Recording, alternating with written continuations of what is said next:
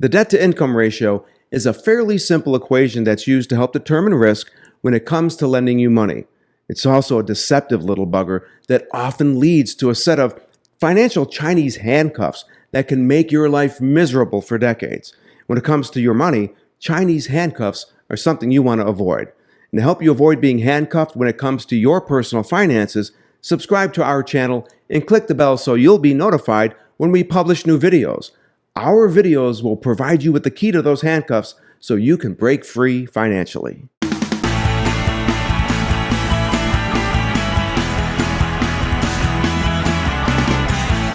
You've been told there's such a thing as a good debt-to-income ratio, or DTI. You know who tells you that? The people charging you interest when you borrow money, that's who. Hi, I'm Tony Manganello, best-selling personal finance author. Since 1995, my business partner John Commuta and I have taught over 3 million people how the money numbers work so they can build real wealth with their current income. And that's what the debt-to-income ratio is, a money number. Unless you understand it, it can really come back to bite you. And in this video, you're going to learn 3 cash flow secrets about the debt-to-income ratio that lenders don't want you to know. Because when you know what they are, it will change how you look at those 3 little letters. The first cash flow secret is how the debt-to-income ratio uses a misleading number to seduce you into thinking your DTI is good or healthy. To calculate your debt-to-income ratio, what you do is you add up all of your debt payments and then you divide that number by your gross income. For instance, if we look at the Fortunato family from my book, The Debt-Free Millionaire, this is what it would look like. They're making $2,575 in monthly debt payments for their house, cars, and their credit cards. That means they're paying $30,900 a year in debt payments. Their gross annual income is $80,000. So you divide the $30,900 by $80,000 and you get 38.625%. This is right in between ideal, which is considered by them at less than 36%, and below the maximum most lenders will accept, which is 43%. But did you catch anything with that math? You see, that's my curse. I'm a numbers guy, and I'm always looking at the math. Now, let me ask you a question. What happens when you increase the value of the divisor? FYI, the divisor is the number by which another number is divided. When you increase the divisor in an equation, the answer is a lower value than if you divided that same number by a smaller divisor.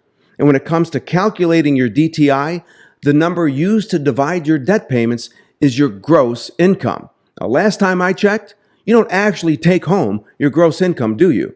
You take home less than your gross income because you have income taxes and other taxes withheld, perhaps other payments like employer-provided health care or retirement contributions. You get the picture. But your gross income, which is a larger number than your net income, is used and it results in a lower DTI, which to the lenders means it's good.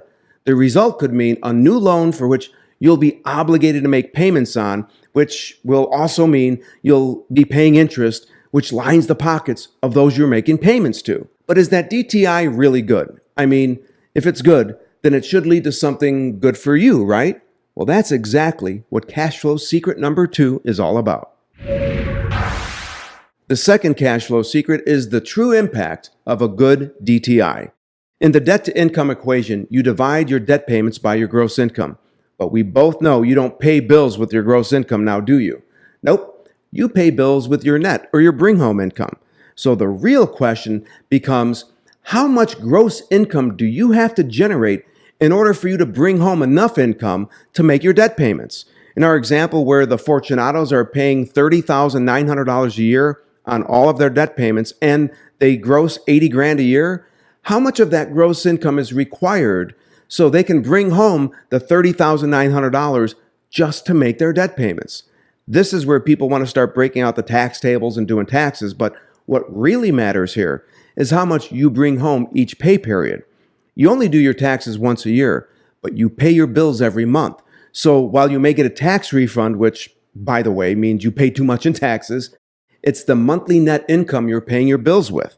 And that income depends on how you complete your W-4 form with your employer and other money that's withheld like, FICA contributions. The Fortunatos get paid weekly, so their $80,000 in gross annual income equals $1,538.46 each week. They have 2 kids, so they claim a 4 in their allowances on their W-4 forms. They have a 4% state and local tax withholding, and they have to pay $35 a week for their employer-provided health care. This means their net weekly income is $1,195.20. That's 77.7% of their gross income. Now remember, they have to pay $30,900 a year in debt payments that must be paid with net income.